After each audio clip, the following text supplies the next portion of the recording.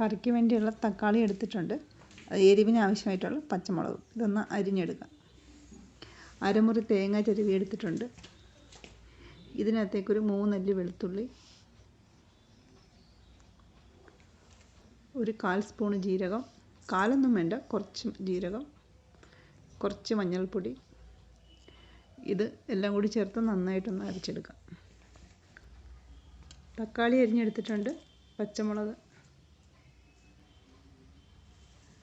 പാകത്തിന് ഉപ്പ്, ഒരു 1/4 സ്പൂൺ മഞ്ഞൾപ്പൊടി. ഇനി വേകുന്നതിന് ആവശ്യമായിട്ടുള്ള വെള്ളം. ഇനി ഇതൊന്ന് അടച്ചു വെച്ചൊന്ന് വേവിച്ചെടുക്കാം.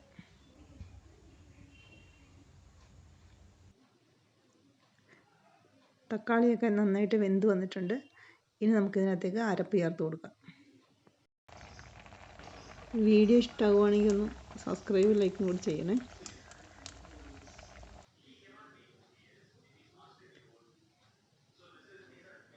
ഇനി ഈ അരപ്പ് ചേർത്തതിന് ശേഷം നന്നായിട്ടൊന്ന് തിളച്ച് വരണം.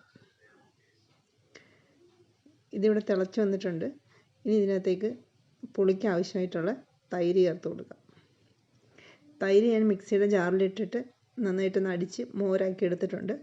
അതൊഴിച്ച് കൊടുക്കുക. ഒരു 1/4 സ്പൂണ് കായപ്പൊടി. മോരൊഴിച്ച് കൊടുക്കുന്ന സമയത്ത് സ്റ്റൗ ഓഫ് ചെയ്യണേ, അല്ലെങ്കിൽ തീ ഒന്ന് കുറച്ച് വയ്ക്കണം. ഞാനിപ്പോൾ സ്റ്റൗ ഓഫ് ചെയ്തിട്ടുണ്ട്. മോരൊഴിച്ച് കൊടുത്തതിന് ശേഷം സ്റ്റൗ ഒന്ന് ഓണാക്കിയിട്ട് ചെറിയ തീയിൽ വെച്ചിട്ട് ഈ മോര് നന്നായിട്ട് ചൂടായി വരുന്നവരെ ഒന്ന് ഇളക്കി കൊടുത്തുകൊണ്ടിരിക്കാം. തീ കൂട്ടി വയ്ക്കേണ്ട. തീ കൂട്ടി വെച്ച് കഴിഞ്ഞിട്ടുണ്ടെങ്കിൽ മോര് പിരിഞ്ഞു പോകും. ഇനി നന്നായിട്ടൊന്ന് ചൂടായി വരുന്നവരെ ഇളക്കി കൊടുത്തുകൊണ്ടിരിക്കണം. കഴിഞ്ഞ ദിവസം ബിരിയാണിയുടെ ചെറുപയറിൻ്റെ തോരൻ്റെയൊക്കെ വീഡിയോ ഇട്ടിട്ടുണ്ട്. താല്പര്യം ഉണ്ടെങ്കിൽ ഒന്ന് കണ്ടു നോക്കണേ. വീഡിയോ ഇഷ്ടമാവുകയാണെങ്കിൽ ഒന്ന് സബ്സ്ക്രൈബ് ലൈക്ക് കൂടി ചെയ്യണേ. മോരുകറി ഇവിടെ നന്നായിട്ട് ചൂടായി വന്നിട്ടുണ്ട്. ഇനി നമുക്കത് സൈഡിലേക്ക് മാറ്റി വെച്ചിട്ട് ഇതിനകത്തേക്ക് കടുക് വറുത്തൊഴിക്കാം. വെളിച്ചെണ്ണ ഒഴിച്ച് കൊടുക്കാം. എണ്ണ നന്നായിട്ട് ചൂടായിട്ടുണ്ട്. കടുക് നന്നായിട്ട് പൊട്ടി വരുമ്പോഴത്തേക്ക് അതിനകത്തേക്കൊരു കുറച്ച് ഉലുവ ചേർത്ത് കൊടുക്കാം. ഉലുവയും കടുക് നന്നായിട്ട് പൊട്ടിയതിന് ശേഷം ഉള്ളി അരിഞ്ഞത്,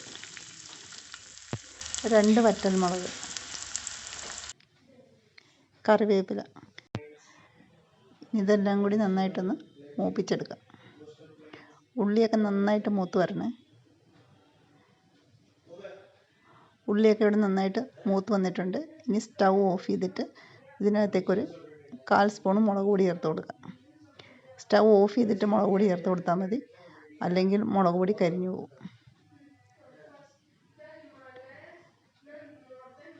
ഇത് മുളക് പൊടി ചേർത്ത് കഴിയുമ്പം കറിക്കകത്ത് നല്ലൊരു കളറ് കിട്ടാൻ വേണ്ടിയാണ്. തക്കാളിക്കറി റെഡി ആയിട്ടുണ്ട്. വീഡിയോ ഇഷ്ടമായെങ്കിൽ ഒന്ന് സബ്സ്ക്രൈബ് ലൈക്കും കൂടി ചെയ്യണേ. മോരിന് പകരം പച്ചമാങ്ങ ചേർത്ത് കൊടുത്താലും മതി.